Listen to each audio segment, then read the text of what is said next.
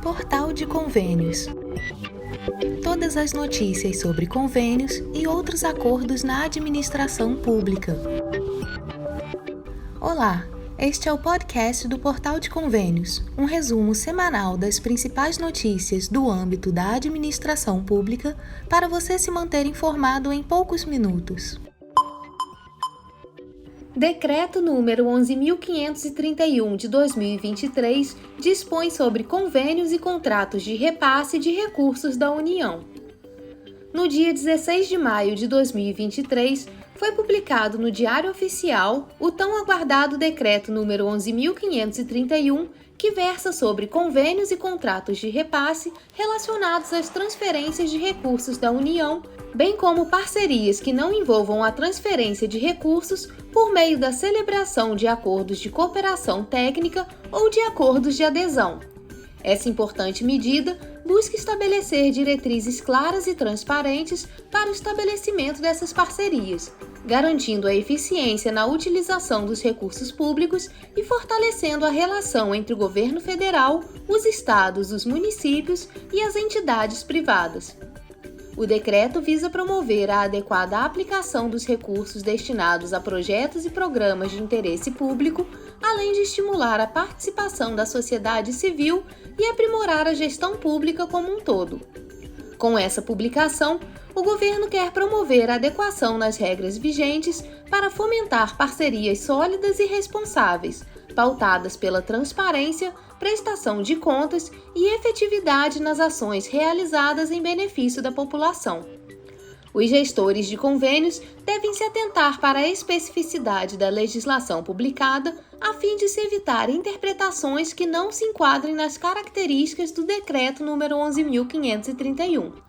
O decreto não se aplica aos termos de colaboração, aos termos de fomento e aos acordos de cooperação de que tratam a Lei nº 13.019, de 31 de julho de 2014, e o Decreto 8.726, de 27 de abril de 2016. Quando os órgãos e entidades da administração pública federal não possuírem a capacidade técnica e operacional necessária para celebrar e acompanhar convênios, eles têm a opção de contratar serviços. O decreto mantém a regulamentação e contratação de mão de obra técnica especializada, seja ela pública ou privada, caso a entidade não possua em seu quadro funcionário ou pessoal especializado para elaborar projetos e gerir convênios e contratos de repasse. A Caixa Econômica Federal desempenha um papel fundamental na execução e acompanhamento dos convênios e contratos de repasse. Como agente financeiro do governo federal, a Caixa atua como intermediária na transferência de recursos da União para os beneficiários finais, sejam eles estados, municípios ou entidades privadas. Além disso, a instituição realiza análise técnica e financeira dos projetos, verificando sua viabilidade e aderência às normas estabelecidas. A Caixa também realiza o acompanhamento e fiscalização da execução dos convênios, garantindo a correta aplicação dos recursos e o cumprimento dos objetivos estabelecidos. De acordo com o decreto, é proibida a celebração de convênios e contratos de repasse quando as partes envolvidas não possuírem a capacidade técnica e operacional necessária para sua devida execução e acompanhamento. Essa restrição tem como objetivo garantir a eficiência e a qualidade na aplicação dos recursos públicos, evitando situações em que as partes não estejam aptas a cumprir as responsabilidades estabelecidas nos acordos. A vedação busca assegurar que os convênios e contratos de repasse sejam celebrados apenas entre entidades que possuam os conhecimentos e recursos financeiros adequados para a realização dos projetos, garantindo assim o bom uso da verba e o alcance dos resultados esperados. Também fica vedada a celebração de convênios e de contratos de repasse com valores de repasse inferiores aos estabelecidos no artigo 10, que diz que serão celebrados convênios e contratos de repasse com os seguintes valores mínimos de repasse da União: R$ 400 mil para a execução de obras e R$ 200 mil para demais objetos. Para conferir a íntegra do decreto número 11.531, acesse portalconvênios.com. Governo articula criação do Plano Nacional de Defesa Civil. O governo federal está articulando a criação de um Plano Nacional de Proteção e Defesa Civil, segundo informou na semana passada o ministro da Integração e do Desenvolvimento Regional, Valdez Góes, durante sessão solene na Câmara dos Deputados em homenagem aos trabalhadores da Defesa Civil. Segundo Góes, a ideia é que o plano seja uma ferramenta de prevenção e pesquisa. Política bem definida, um plano bem definido, nós temos as condições criadas para fortalecer bem o sistema. Quantos municípios neste momento estão vivendo desastres que não viviam, eventos que não viviam? Nós temos prospectado no Brasil, pelo Serviço Geológico do Brasil, que é ligado ao Ministério das Minas e Energias, são 4 milhões de pessoas vivendo em 14 mil pontos diferentes do Brasil em áreas de altíssimo risco. Crimes ambientais como os ocorridos nos municípios mineiros de Mariana e Brumadinho evidenciaram a importância de profissionais que atuam na gestão e recuperação de situações provocadas por desastres. A comandante-geral do Corpo de Bombeiros do Distrito Federal, Mônica Miranda, é a primeira mulher a ocupar o cargo em todo o país. Ela falou sobre a responsabilidade assumida por esses profissionais diante de situações de angústia e caos. Nas tramas intricadas dos riscos que afligem nossa sociedade, surgem verdadeiros heróis, cujas ações exemplares são dignas de nosso conhecimento e apreço. Faz-se justo o destaque à nobreza de todos aqueles que, sob as insígnias de bombeiros e demais profissionais, enfrentam as adversidades com valentia, provendo auxílio, proteção e esperança aos que padecem diante das intempéries. O coordenador da Frente Parlamentar de Gestão dos Riscos e Desastres e Cooperação Humanitária, deputado Gilson Daniel, do Podemos do Espírito Santo, alertou para o fato de que enchentes, deslizamentos e incêndios florestais poderiam ter menos impacto se existisse uma cultura de prevenção no Brasil. Quantas vidas poderiam ter sido salvas? Quanto das nossas matas e rios poderiam estar preservados? Quanto de nossas cidades poderiam ser mais aprazíveis, inclusivas, se tivéssemos desenvolvimento? Não podemos seguir do mesmo caminho que nos trouxe até aqui. Já perdemos muito e continuaremos lamentando e contando perdas até que tenhamos, por parte dos governantes, das empresas e de toda a sociedade, um envolvimento genuíno e responsável no enfrentamento dessa questão. A Frente Parlamentar de Gestão de Riscos e Desastres e Cooperação Humanitária foi criada nesta legislatura a pedido dos deputados Gilson Daniel e Pedro Ayara, do Patriota de Minas Gerais, que foi o porta-voz do Corpo de Bombeiros de Minas Gerais durante as tragédias de Mariana e Brumadinho. Gilson Daniel também apresentou o projeto de lei 920 de 2023, que destina parte das arrecadações de recursos financeiros do pagamento de multas por crimes e infrações ambientais, do pagamento de compensações ambientais e dos advindos de acordos judiciais e extrajudiciais de reparação de danos socioambientais para o Fundo Nacional para Calamidades Públicas, Proteção e Defesa Civil, o FUNCAP. O deputado ressalta que ano após ano eventos climáticos transformam-se em verdadeiras tragédias em virtude do despreparo para a prevenção, mitigação e resposta a esses eventos. O parlamentar cita ainda dados do IBGE que apontam que 59% dos municípios brasileiros ainda não contam com instrumentos de gestão de risco para desastres naturais. Ele apontou que são aproximadamente 3.300 municípios sem qualquer instrumento para prevenção, preparação, resposta e recuperação para desastres naturais. INEP publica edital do Enseja 2023. O Instituto Nacional de Estudos e Pesquisas Educacionais Anísio Teixeira, o INEP, publicou na segunda-feira, 22 de maio, o edital do Exame Nacional para Certificação de Competências de Jovens e Adultos, o Enseja 2023. O INEP, ligado ao Ministério da Educação, é o responsável pela realização do exame, que é aplicado desde 2002 em colaboração com as secretarias estaduais e municipais de educação. A emissão do certificado e da declaração de proficiência é responsabilidade das secretarias de Educação e dos Institutos Federais de Educação, Ciência e Tecnologia que firmam termo de adesão ao INSEJA. Após realizar a inscrição, para acessar a página do participante, o inscrito deve utilizar o login único de acesso à plataforma gov.br. Ele é necessário, por exemplo, para consultar o local de prova e outras informações do cartão de confirmação de inscrição, como os horários de aplicação. O INSEJA é constituído por 4 provas objetivas por nível de ensino, cada uma contendo 30 questões de múltipla escolha e uma proposta de redação. A participação no INSEJA Nacional 2023 é voluntária, gratuita e destinada a jovens e adultos que não concluíram seus estudos na idade apropriada para cada etapa de ensino, desde que tenham no mínimo 15 anos completos para o ensino fundamental e no mínimo 18 anos completos no caso do ensino médio na data de realização do exame. Os interessados poderão se inscrever pelo Sistema INSEJA até o dia 2 de junho. Durante o mesmo período, os atendimentos especializados deverão ser solicitados. As cidades de aplicação do INSEJA 2023 serão disponibilizadas no sistema do exame e no portal do INEP. A aplicação das provas para os ensinos fundamental e médio está prevista para 27 de agosto em todos os estados e no Distrito Federal. Neste ano, o exame contará com algumas novidades para quem precisa de atendimento especializado. A primeira delas é a possibilidade de optar por um cartão-resposta com fonte ampliada. A opção voltada a pessoas com deficiência visual pode ser feita no sistema de inscrição. Pessoas com transtorno do espectro autista também terão uma correção diferenciada da prova de redação.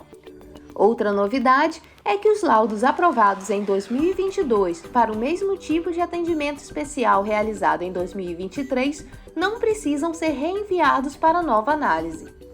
Por fim, participantes travestis, transexuais ou transgêneros com nome social cadastrado na Receita Federal não precisarão enviar documentação comprobatória. Comissão de Assuntos Econômicos aprova compensação a estados e municípios por manutenção de obras federais. A Comissão de Assuntos Econômicos aprovou no dia 23 de maio o projeto de lei complementar 35 de 2022, que permite a compensação de créditos entre a União, os estados, o Distrito Federal e os municípios. Segundo a proposta, os entes subnacionais teriam a possibilidade de investir recursos próprios na manutenção de obras federais e abater esses valores das dívidas com o governo central. O projeto agora segue para a apreciação do plenário. O projeto, de autoria do senador Esperidião Amin, do PP de Santa Catarina, recebeu parecer favorável do relator na Comissão de Assuntos Econômicos, senador Luiz Carlos Reins, do PP do Rio Grande do Sul, que apresentou um substitutivo. É uma forma de compensação das dívidas que os estados têm com a União quando usarem recursos que são utilizados em obras federais nos seus estados, possam ser abatidos nas dívidas. Então é o caso, hoje São Paulo é o maior devedor da União, Minas, Rio e Rio Grande do Sul são os 4 maiores devedores. Meu estado, por exemplo, iria empregar o ano passado mais de 500 milhões em obras federais. É justo que esse recurso seja debitado, creditado na conta do Estado e debitado na dívida que o Estado tem. A principal alteração realizada exclui a compensação de gastos relacionados ao benefício do ente subnacional, usuário do bem, em vez de considerar o interesse da União. Por exemplo, despesas com segurança, como a instalação de circuitos internos de câmeras, ou com limpeza e conservação patrimonial, não podem ser compensados. Conforme o substitutivo, somente serão passíveis de compensação os valores destinados a obras e serviços, incluindo engenharia, que sejam comprovadamente necessários para a manutenção de bens de uso comum. Também ficam excluídos, portanto, os gastos relacionados a melhorias supérfluas, a equipamentos que não se integram ao bem, bem como os serviços correspondentes de instalação, operação e manutenção. Outra alteração feita pelo relator é sobre a partir de quando as despesas podem ser compensadas. Heinz defende que, tendo em conta que se está criando na futura lei um direito para Estados, Distrito Federal e municípios de cobrar e de fazer uso da compensação para o adimplemento, com uma correspondente obrigação para a União, somente são compensáveis despesas incorridas a partir da vigência da lei. O senador decidiu remover as alterações propostas para a Lei de Responsabilidade Fiscal do projeto. Essa lei proíbe a realização de operações de crédito entre diferentes entes federativos. O texto original do PLP 35 de 2022 estabelecia uma exceção para as compensações previstas no projeto. No entanto, o relator entendeu que as compensações não deveriam ser consideradas como operações de crédito na Lei de Responsabilidade Fiscal e, portanto, removeu esse dispositivo. Dessa forma, as compensações não estariam mais proibidas pela Lei de Responsabilidade Fiscal e não seria necessária nenhuma modificação na referida lei. O relator propõe a conversão do PLP em um projeto de lei ordinária, uma vez que o substitutivo não modifica mais a Lei de Responsabilidade Fiscal. Heinz argumenta que não há diferença hierárquica entre um projeto de lei complementar e um projeto de lei. A única alteração está no quórum necessário para aprovar o projeto. Enquanto um PLP requer a aprovação por maioria absoluta no Senado e na Câmara dos Deputados, um PL exige maioria simples em ambas as casas. Governo Lula libera R$1 bilhão de emendas parlamentares. Em meio à votação do texto base do arcabouço fiscal, principal pauta da equipe econômica liderada pelo presidente Lula, o governo brasileiro anunciou o empenho de aproximadamente R$1 bilhão e 100 milhões de reais, reservando esse valor para futuros pagamentos. Com esse novo aporte, o total empenhado em emendas parlamentares no decorrer deste ano chega a 2,9 bilhões de reais. Os dados foram obtidos do Siga Brasil, painel de execução de emendas vinculado ao Senado Federal, e foram atualizados na terça-feira, 23 de maio. Os recursos empenhados nessa semana se dividiram da seguinte forma: 800 milhões para deputados, 288,4 milhões para senadores e R$700 mil para bancadas estaduais. Os recursos destinados às emendas parlamentares, tanto individuais quanto de bancada, são de caráter impositivo, ou seja, de execução obrigatória, onde o governo será obrigado a realizar os pagamentos ao longo do ano. A estratégia do governo tende a liberar tais emendas nos momentos em que busca fortalecer seu apoio no Congresso Nacional. Conforme estabelecido no Orçamento da União para o ano de 2023, está prevista uma alocação de 36,5 bilhões para as emendas parlamentares. Anualmente, cada senador tem o direito de indicar 59 milhões em emendas individuais, enquanto cada deputado tem a prerrogativa de indicar 32 milhões. Diversos parlamentares, incluindo membros da base aliada do governo, têm expressado insatisfação em relação à demora do Poder Executivo em liberar os recursos necessários. Mesmo diante do empenho bilionário anunciado, deputados avaliam que o montante ainda é insuficiente. Para efeito de comparação, até maio de 2022, o governo liderado por Jair Bolsonaro já havia empenhado um total de 11,9 bilhões. No ano de 2020, entre janeiro e maio, o valor empenhado em emendas parlamentares alcançou 12,7 bilhões. No entanto, nos anos de 2021 e 2019, o valor acumulado em empenhos até maio foi consideravelmente mais baixo, totalizando respectivamente 111 milhões e 256 milhões. A maior parte dos empenhos nesses anos ocorreu a partir do mês de junho. Antes da votação do arcabouço fiscal, um parlamentar governista relatou que tem sido cobrado em sua base eleitoral devido à demora na chegada das emendas. Essa reclamação é assunto recorrente entre muitos legisladores neste ano. Além das emendas formais, há ainda outro tipo de alocação de recursos, porém de forma não oficial. No ano passado, quando o Supremo Tribunal Federal declarou inconstitucionais as emendas de relator, conhecidas como orçamento secreto, cerca de 10 bilhões de reais foram redirecionados para despesas discricionárias do Executivo.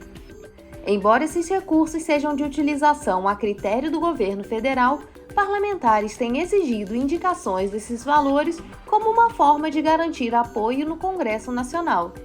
Na prática, esses recursos são uma espécie de herança do orçamento secreto e têm se convertido em uma forma de emenda, porém com rastreamento ainda mais difícil. De acordo com especialistas, uma vez que esses recursos são classificados como despesas discricionárias, eles se mesclam com outras escolhas de gastos do Executivo, todos identificados com a rúbrica RP2. Consequentemente, não é possível distingui-los das demais despesas no orçamento e o Siga Brasil, painel de execução de emendas vinculado ao Senado Federal, não consegue identificá-los. Portaria número 597 libera 7 bilhões de reais para pagamento do Piso Nacional da Enfermagem. A Portaria número 597 estabelece os critérios e parâmetros relacionados à transferência de recursos para a assistência financeira complementar da União destinados à ajuda orçamentária para que estados e municípios possam pagar o piso nacional dos profissionais de enfermagem. O Ministério da Saúde estabeleceu como critérios básicos para a divisão dos recursos as questões socioeconômicas e demográficas, a fim de contemplar principalmente os municípios com menor poder aquisitivo. A enfermagem desempenha um papel essencial no sistema de saúde, dedicando-se ao cuidado e bem-estar dos pacientes. No entanto, apesar da importância dessa profissão, muitos profissionais enfrentam desafios como baixos salários e condições de trabalho inadequadas. Para abordar essas questões, o Piso Nacional da Enfermagem surge como uma iniciativa crucial para garantir uma remuneração justa e valorizar essa categoria profissional. O piso salarial estabelecido abrange enfermeiros, técnicos e auxiliares de enfermagem e é baseado em critérios como formação, experiência e carga horária. A implementação do Piso Nacional da Enfermagem tem um impacto significativo na valorização da profissão e na melhoria das condições de trabalho dos enfermeiros, mas também afeta o planejamento de estados e municípios que tiveram que questionar a União sobre como seria feita essa implementação, tendo em vista que a folha de pagamento é a parte mais onerosa do orçamento. Assim, um salário mínimo estabelecido proporcionou segurança financeira aos profissionais, incentivando a qualificação e a permanência na área, mas trouxe desafios para gestores de saúde, tanto públicos como privados. Apesar do orçamento apertado, é inegável que a remuneração justa contribui para atrair novos talentos e reduzir a escassez de profissionais, um problema enfrentado por muitos serviços de saúde atualmente. A previsão é que sejam destinados mais de 7 bilhões de reais em recursos que serão distribuídos de acordo com a tabela no anexo 3 da portaria. De acordo com a publicação, o Fundo Nacional de Saúde realizará os repasses em 9 parcelas, seguindo as autorizações e deliberações da Secretaria de Atenção Especializada à Saúde, sendo que os entes federados deverão efetuar o pagamento aos estabelecimentos de saúde que participam de forma complementar ao SUS após os 30 dias da acreditação dos recursos nas contas bancárias dos fundos de saúde dos estados, do Distrito Federal e dos municípios, de acordo com a relação que indica os valores de referência para repasse a entidades privadas sem fins lucrativos. Acesse portalconvênios.com e confira essa relação e a portaria completa.